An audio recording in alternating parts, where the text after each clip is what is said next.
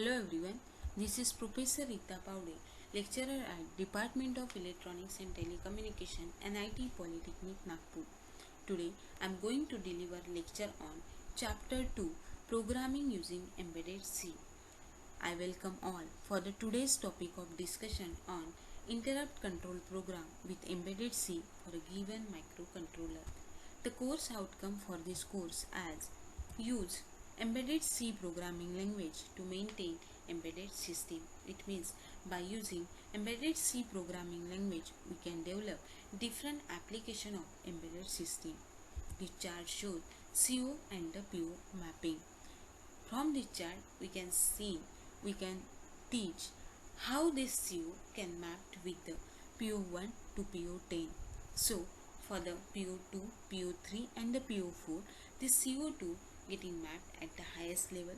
For the PO5 and PO6, it's getting mapped at the medium level. While for the 9 and 10, it's again getting mapped at the highest level. For the PO8, it's getting mapped at the medium level. The learning outcome for this course as after the completion of this course, student will be able to develop algorithm, flowchart and C program to control the given interrupt. In the last lecture, we were studied about how to write a program using serial communication port and understand the concept of serial communication. With our program for the interrupt programming in 8051. This interrupt programming can be done by using the timer mode. So, how to do the program for the interrupt control by using the timer? There are some steps we have to follow to do the programming for the timer interrupt, out of which the number 1, timer 1 mode 0. Timer 1 mode 0 interrupts are generated by using timer register bits TF0 and TF1. So for the timer 1 mode 0 के लिए कौन से bits generate होते? TF0 and TF1. So step by step आपको procedure कैसे करनी है. First of all, selecting the configuration of TMOD register. आपको क्या करना पड़ेगा? पहले टीमॉड रजिस्टर का कॉन्फ़िगरेशन सिलेक्ट करना पड़ेगा and their mode of operation. मतलब आप टाइमर मोड से टीमॉड से कौन सा टाइमर यूज कर रहे हो? Timer mode, timer 0 mode 0 use कर रहे हो कि टाइमर 1 मोड 1 यूज कर रहे हो कि टाइमर 2 मोड 2 यूज कर रहे हो. इसमें से आप लोगों को कोई तो भी एक कॉन्फ़िगरेशन सिलेक्ट करना है. This is the first step. Then after selecting, choose and load initial values of TLX and THX. आपको क्या करना है? एक वैल्यू चूज करना है for the lower threshold value and for the higher threshold value. ऐसा करने के बाद आप लोग एक पर्टिकुलर वैल्यूज को सिलेक्ट करोगे. यहाँ पे दिया है by using the appropriate mode of operation. मतलब इसके लिए कौन सा वैल्यू लगता है ये आप इनिशियली स्टोर करोगे किसमें? TL0 में और TH0. यहाँ पे आप TL1 और TH1 भी यूज कर सकते हो. Then set the timer run bit for starting the timer. Then आपको क्या करना पड़ेगा? By giving the delay set the timer run bit. एक बीट को टाइमर रन के तौर पे सेट करना पड़ेगा for starting the timer. Clear? इसके लिए एक अपने पास छोटा सा प्रोग्राम है for the interrupt controlling. Write a program for timer 0 mode 1. Timer 0 mode 1 के जगह पे आप टाइमर 0 मोड 0 भी ले सकते हो. Interrupt for blinking LED. आपको क्या करना है? Blinking LED using interrupt method at P2.0. अभी ये P2.0 मतलब क्या? Port 2 0 pin. Port 2 0 pin.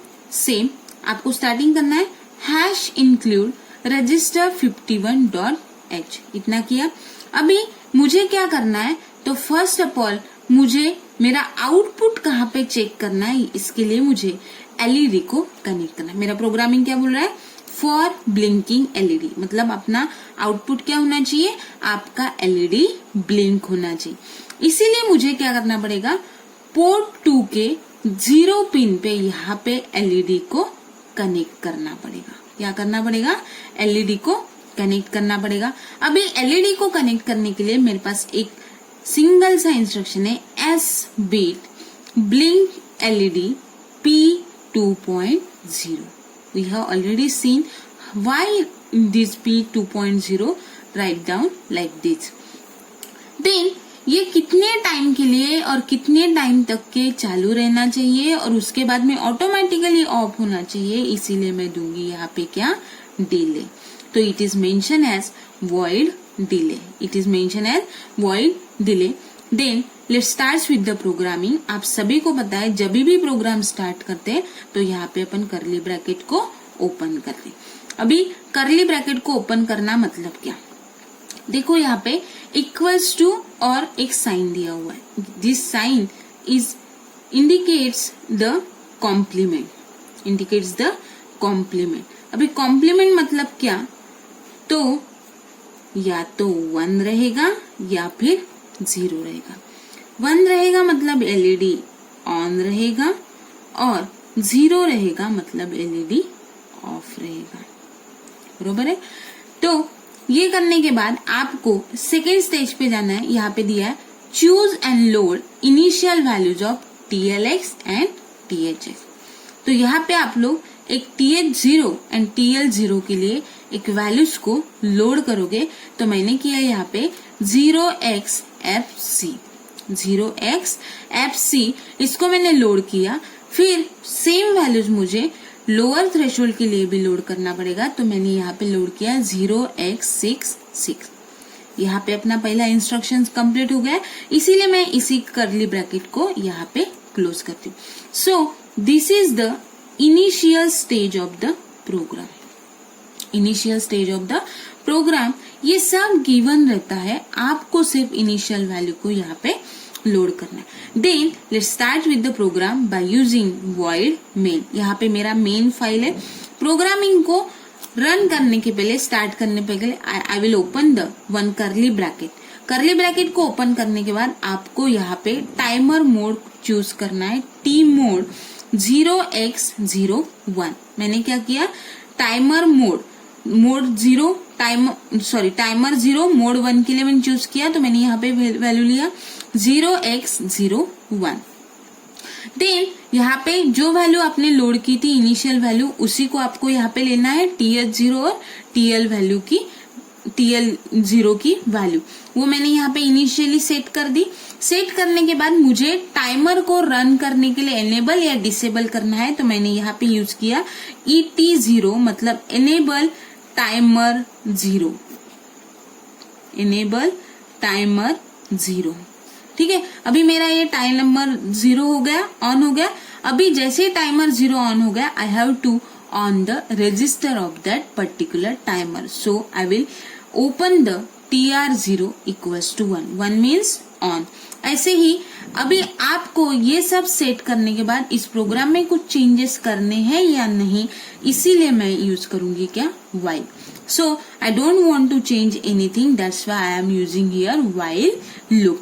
जैसे मैंने while लूप यूज किया, मेरा प्रोग्राम सेट हो गया फॉर रनिंग द टाइमर। और उसके बाद में जितनी करली ब्रैकेट्स आपने while write down the program to start the program, उतने ही करली ब्रैकेट्स को आपको यहाँ पे क्लोज करना है। I hope everyone understand how to write a program for interrupt controlling. Lecture summarizes as how to write a program with controlling interrupt and understand the concept of interrupt with timer. Thank you so much for listening the lecture.